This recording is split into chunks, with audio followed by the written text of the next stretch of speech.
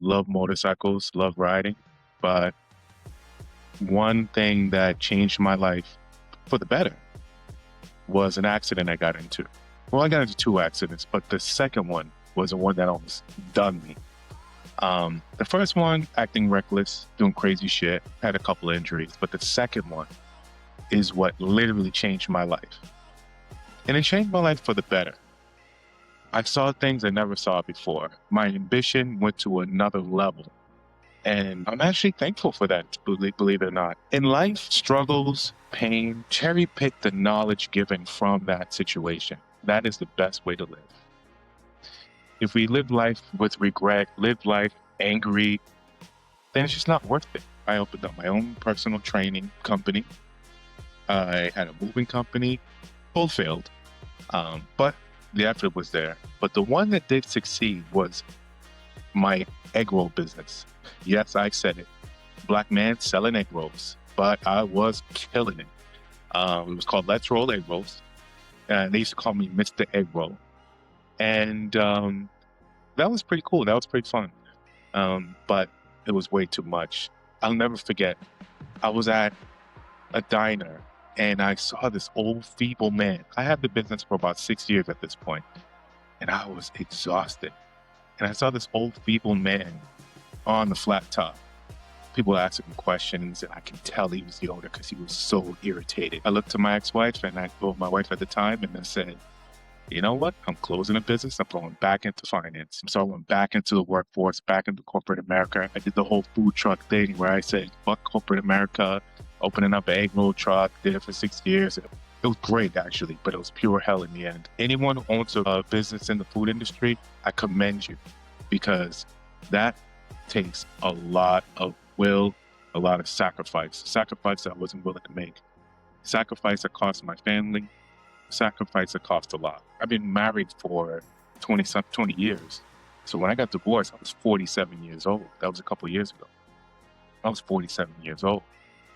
And 47 years old in the dating scene, for men and women, I think it's worse for women because I've been hearing some horror stories. But one thing I definitely did notice was every woman I dated had an adult child living in their home. Some were really cool. Some were just shitbags. Speaking from my experience, none of them contributed anything. Some of them were just toxic. And then I came up with this idea. It inspired me. I came up with this. Oh, actually, let me tell you the names I came up with first. It's kind of funny. The idea came up where I said, there's so many people out there, because all they did was complain about their kid, but they kept doing everything for their kid. So there was like a constant circle of hell. So the name I came up with originally was, get this, fuck them kids. So fuck DEM kids. Fuck them kids. A little aggressive, right?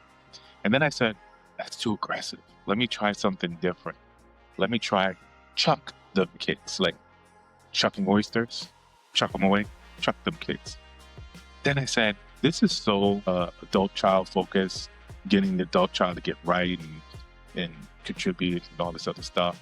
Then as I started dating and I'm just getting more inspired by seeing people's story, I realized this is a bigger problem than I thought. It's not limited to just the adult children. There's spouses, there's partners, there's parents, there's a lot more people dealing with this than I originally thought. And that's when I said, I got an idea. Let me form a community that is 100% based on getting the people in their life right or getting them out. They have two options, right or out. Right meaning they're fucking up, you get them on the right track. Out means when you try to put them on that right track, they did not successfully stay on that track. So now you have to get them out.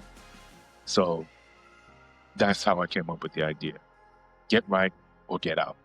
It relates to everyone and everything. So if you're not right in the house that I built, get the fuck out. So then I said, let's take it a step further. Let's form a community that don't take no shit from their kids, from their back. Just turn that temperature, that warm temperature in your heart, just down a notch. Not cold as shit, but just down a notch so you can open your eyes and see who's taking advantage of it. And that's where I came up with the group called the Reclaimers.